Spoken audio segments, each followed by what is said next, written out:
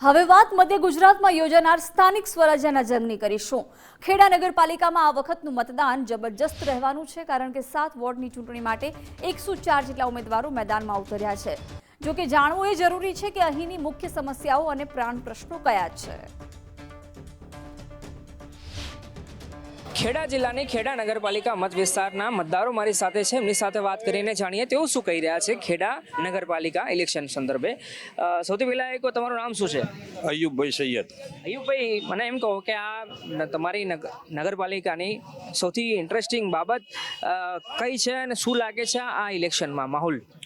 આ ઇલેક્શનમાં સારા માણસો ચૂંટાઈને જાય અંદર અને થોડું આ ગટેરોનું, પાણીનું, ગંદકીનું, રસ્તાનું એ નિરાકરણ કરે તો સારું છે। એવા માણસ જીતી અંદર જવા જોઈએ, સારા છોકરાઓ।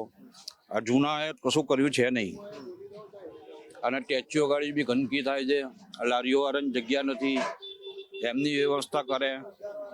એમની બેરોજગારી તૂટે છે ગામમાં, લારીઓ હટાવવી પડે છે, એટલે લારીઓ વાળાનો બી પ્રશ્ન હલ કરજો, એ અમારી માંગ છે। કામ તો નથી થયા, બસ એમના ખીજા ભરાયા છે, કામ નથી થયા। યુવા નેતા આવે તો કામ થાય એવું લાગે છે।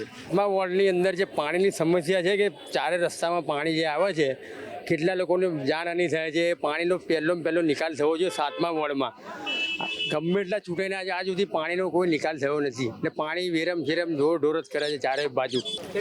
કામ તો થાય છે પણ ક્યાં અધૂરા થાય છે બધા।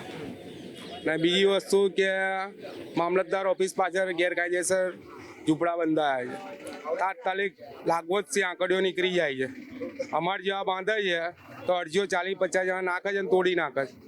ને મામલતદાર ઓફિસ પાછળ બી ગંદકી બહુ છે, નકરી ભેંસો બંધાયેલી છે, 2 નંબરના ધંધા ચાલે છે, ટોટલ ધંધા 2 નંબરના ત્યાં ચાલે છે મામલતદાર ઓફિસ પાછળ।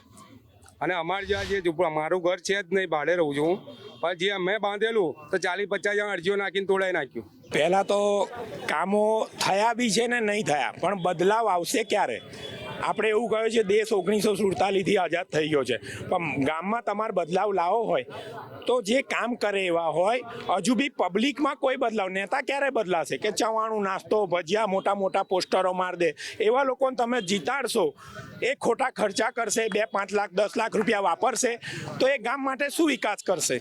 એ 5-10 લાખ રૂપિયા આડાવડા વાપરશે, કોઈ કામ નહીં થાય। અને પબ્લિક બી એટલી ઇનએક્ટિવ છે। ગામમાં નેતા ક્યારે બદલાશે કે તમે જાતે બદલાશો? વોટર બદલાશે, વોટર કહેશે અમારે કોઈ નાસ્તો, ભજીયા, ચવાણું કશું કરવું નહીં, ખોટો 1 રૂપિયો નહીં લેવો, તો બદલાવ આવશે।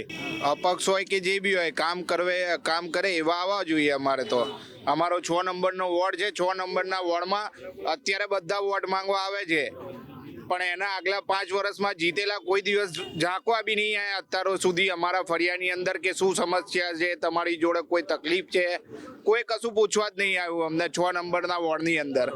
રોડ રસ્તા તો સાહેબ કેવું છે કે બનાવે છે અને તોડે છે, એ કામ એ લોકોનું છે, પૈસા ખાવાનું કામ છે। સારા માણસો જીતીને આવે છે, એમનું આ નગરપાલિકામાં કશું ચાલતું નહીં। બોગસ માણસો જીતીને એમનો વહીવટ ઠોકી રહ્યા છે, એમની ખીચડી પકાઈ રહ્યા છે। જ્યારે કામ હોય ત્યારે ઓટોસોને બોલાવે છે।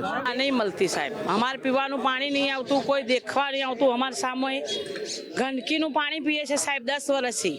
અત્યારે વોટ લેવા બધા આવે સાહેબ, વોટ આલો 2 જ પાટલી આવે, પણ કોઈ અમારે સુલતા જ નહીં કરતું સાહેબ, વેરામ પડી રહ્યા। કે છે શું આ બધા ઉમેદવારો તમને બધા? કરેલીશું પણ કરતા જ નહીં, અમારે સામું જોતા જ નહીં સાહેબ। આપ જોઈ રહ્યા છો ખેડાના સ્થાનિક પાણી નહીં આવતું સાહેબ, ગંદકી વાળું પાણી પીએ અમે।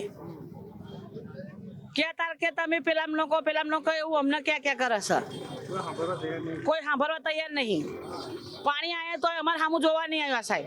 ખેડાની સ્થાનિક જનતા, એમની પાસે ઇલેક્શન હવે નજીક છે ત્યારે તેમની શું આશા અપેક્ષા છે અને શું પ્રશ્નો છે તે અંગે તેની પ્રતિક્રિયા જાણવાનો પ્રયાસ કર્યો। કેમેરા પર્સન વિજય પરમાર સાથે અર્પિત દરજી, ગુજરાત ફર્સ્ટ, ખેડા।